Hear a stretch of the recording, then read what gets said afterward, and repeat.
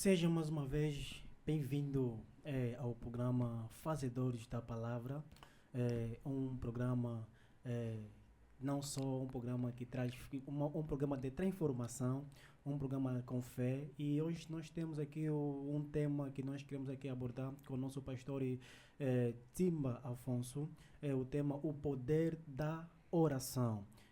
Seja bem-vindo, pastor Timba Afonso. Amém, amém. Hoje nós vamos falar acerca de um tema que é muito importante, que é o poder da oração. Oração, amém, amém. Graças rendemos a Deus, porque o Senhor é tão bom, tão bondoso. Em primeiro lugar, sem Deus não somos nada a ninguém. Queremos penetrar diante do tema do dia de hoje, que é o poder da vida de oração. O poder da oração. Nós vamos encontrar o que é a oração, como está definido a oração. Graças a Deus, queridos amados irmãos, antes de tudo, nós devemos agradecer ainda a Deus, deixar tudo ainda na mão do Senhor. Oremos no nome de Jesus. Pai querido, muito obrigado mais uma vez. Obrigado, Espírito Santo. Sem ti não conseguiremos de fazer nada. Papá, sua palavra é que edifica, é que transforma, é que traga vida. Então, Senhor, chegou o momento para nós falar a parte do Senhor, que a sua vontade seja feita no nome de Jesus. Amém. Glória a Deus. Seja bem-vindo mais uma vez, pastor Timba Afonso. Amém. Sinta-se em casa. Oh, glória, oh, glória.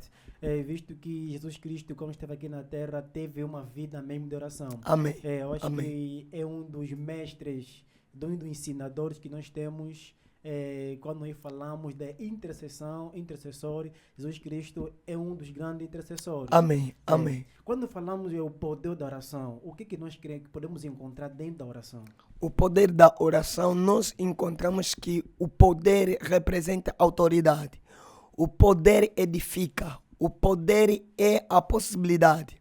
Nós começamos a entender que a oração está dividida em duas partes. Primeira parte que está definida a oração, a orar. E temos ação.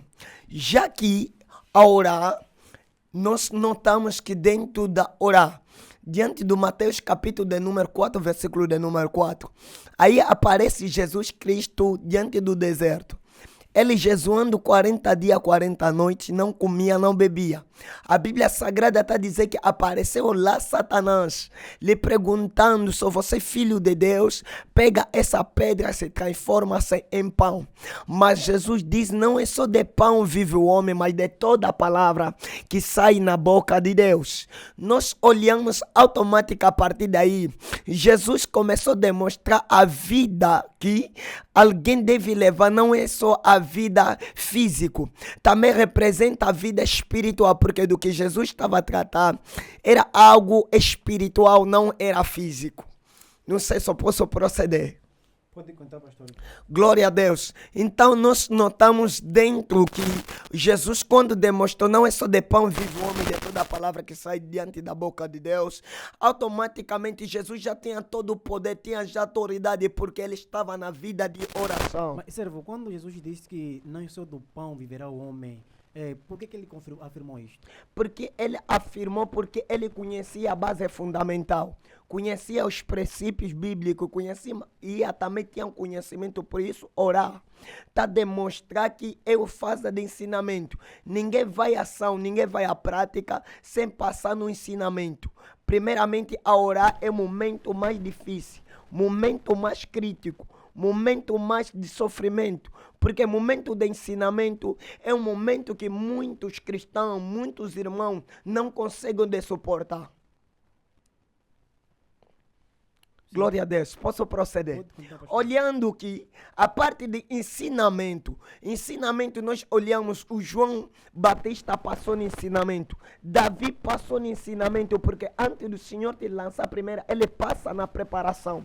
Automaticamente todo aquele que passa no ensinamento é perseguido, é combatido. Só nós olhando a carta de Atos dos Apóstolos, capítulo de número 12, versículo de número 5, aí aparece lá um homem.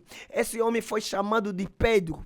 Pedro era um discípulo de Jesus. Pedro é alguém que aceitou Jesus Cristo como o Rei e o Salvador. Pedro é alguém que tinha aquela possibilidade, sensibilidade de entender a parte de Deus. Mas o Senhor, antes de liberar ele, diz para ele: eu estou vos deixar, mas a cada um de vós vos deixo algum grande consolador. O consolador não vem se você não tem a vida de oração. O consolador só vem para aquele que entende a vida de oração. A oração é a conexão. A oração existe receptor e emissor. A oração liberta. A oração transforma a pessoa. Por isso, todo aquele indivíduo que ora, o Senhor lhe capacita, o Senhor lhe transforma. A oração também é considerado como chave. Nós notamos que o Pedro estava diante da cadeia, porque Herodes estava a perseguir o Pedro por causa do evangelho. O Herodes começou a perseguir a partir da vida do Estevão até os diáconos. A Bíblia Sagrada está a dizer que ele começou a perseguir. Por que ele estava a perseguir? Não quis que o evangelho vá. Muitos amados, querido irmão evangelista, muitos amados jornalistas, nós notamos que estão a ser perseguidos até nos serviços, estão a ser perseguidos nas empresas, estão a ser perseguidos de bem que ele faz, porque tem um inimigo ao lado que lhe persegue, porque ele sabe fazer alguma coisa que aquele outro que está de lado não consegue de fazer. Bom, servo, quando é que a oração pode nos ajudar no momento mais difícil? A oração Ou na tentação, porque hoje em dia, dentro das empresas, até no bairro, na sociedade em si, hoje nós temos várias tentações. Amém. Quando é que a oração aparece para poder nos ajudar, nos fortalecer? A oração vai aparecer para nos fortalecer, por exemplo, o exemplo do Pedro. Pedro estava na cadeia, mas a igreja orava. Não, mas para alguém que não conhece a palavra de Deus, alguém que não conhece o que é oração, estou falando nesse sentido, alguém que não conhece, como que essa pessoa pode se proteger? Essa pessoa tem que se proteger, por isso tem que ter alguém, que um pai que ora por ele. Esse é um servo, esse é um pastor. A igreja de Deus, será que está mesmo na vida de oração? A vida de oração nas igrejas hoje está muito baixa, porque muitos estão baseando nas coisas materiais. Já não estão a aprofundar mais na vida de oração. Não estão a aprofundar mais para buscar a Deus. Hoje muita gente falta de ensinamento. É por isso diz no princípio, orar é momento de ensinamento. Ninguém vai à batalha sem ser capacitada. Primeira coisa, Senhor capacita. Para essa pessoa ser capacitada, em primeiro lugar, quem que tem a vida de oração? A oração é que vai fazer que para que essa pessoa seja capacitada. Porque a Bíblia está dizer que o Espírito Santo, ele é melhor ensinador. O Espírito Santo intercede a favor de nós. O Espírito Santo, ele conecta nós para aquele que tem a vida de oração. Nós notamos que o Pedro, adiante do Pedro, dentro da cadeia, o povo aí estavam a orar, estavam buscando Deus, mas esse povo foram chamados de Cristo. Por isso a Maria não nasceu Cristo, nasceu Jesus. Por que ele nasceu Jesus? Porque a igreja já existia. O dono da igreja já existia, é que é Jesus Cristo. Bom, servo, por que os discípulos, quando estavam com Jesus Cristo, por que eles pediram a Jesus Cristo que pudessem lhes ajudar ou lhes ensinar a orar? Porque se eles já seguiam o espaço de Jesus Cristo, eles já acompanhavam a caminhada, a jornada de Jesus Cristo, mas de qualquer forma eles pediram a orar, que Jesus lhes ensinasse a orar. Só eles pediram que o Senhor Jesus Cristo lhes ensine a orar. Nós olhamos que tudo... Será que o ensinamento que Jesus Cristo ensinava não era a base fundamental para eles aprenderem a orar? Provavelmente poderia ser base fundamental, mas estava a precisar de alguma coisa. Todo que é irmão, ninguém que é sábio. A vida de oração, para aquele que passa no ensinamento, é melhor para que aquele que não passou no ensinamento. Amém. É por isso eles pediram, Pai, antes de tu partir, nós queremos que nos ensina a orar. Por isso a orar quer dizer que é ensinamento.